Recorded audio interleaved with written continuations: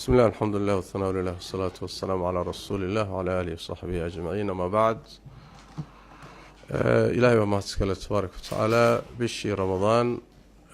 نبضنا قدمي إلهي وما ويديسانينا إنه عماشي إنه أقبله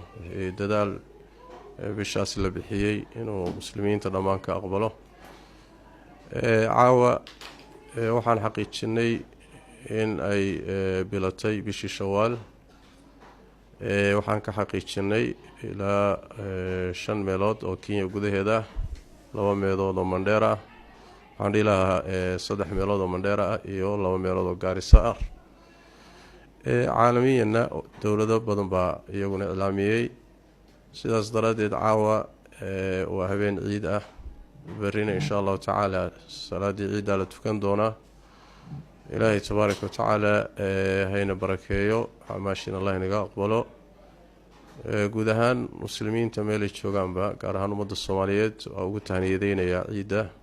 iyo maalinka barakeysan bishii dadaalkeedii iyo ramadaankii khayraadkiisina